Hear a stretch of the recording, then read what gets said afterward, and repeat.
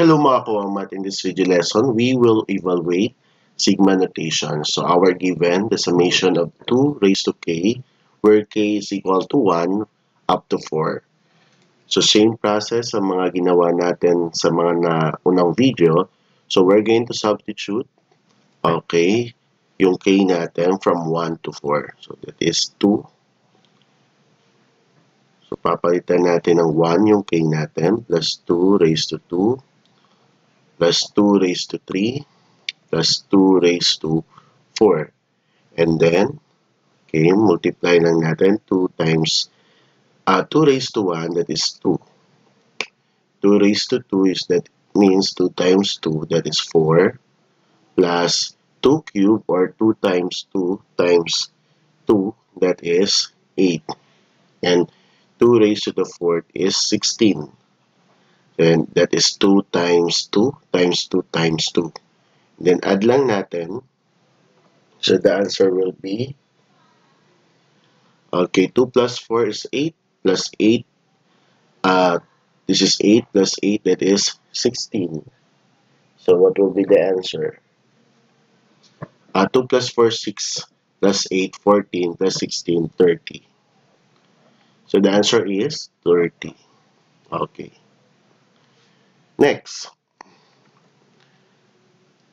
The summation of I times the quantity of 3i plus 1, where I is from 2 up to 6. So, ang papalitan natin dito is yung variable na I from 2 to 6. So, that is, start tayo sa 2. And then, lagyan natin ng bracket kasi meron tayong parenthesis sa loob. Papalitan natin ng 2 plus 1 plus 2.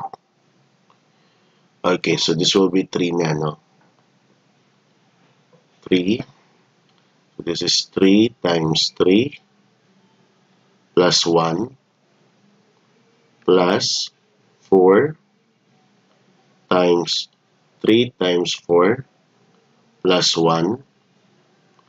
Okay, lagyan natin sa baba plus 5 times 3 times 5 plus 1 plus 6 times 3 times 6 plus 1. And then, so we have 2. 3 times 2 is 6 plus 1, 7. Plus 3 times 3 times 3, 9 plus 1, that is 10. Plus 4. So 3 times 4 is 12 plus 1, that is 13. Plus 5. So 3 times 5, 15 plus 1, that is 16.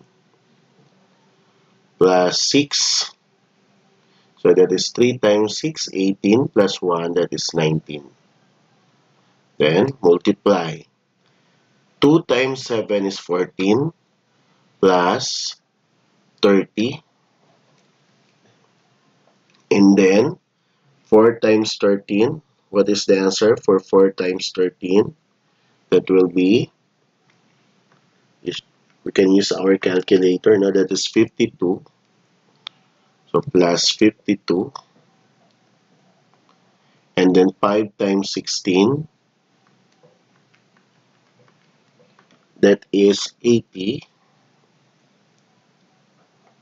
And then 6 times 19. The answer is 114. Okay. So after that, of course, we're going to add. So that is 14. Can use our calculator, no? 14 plus 30 plus 52 plus 80 plus 114. So the answer is, okay, 290. Okay, so that will be the answer.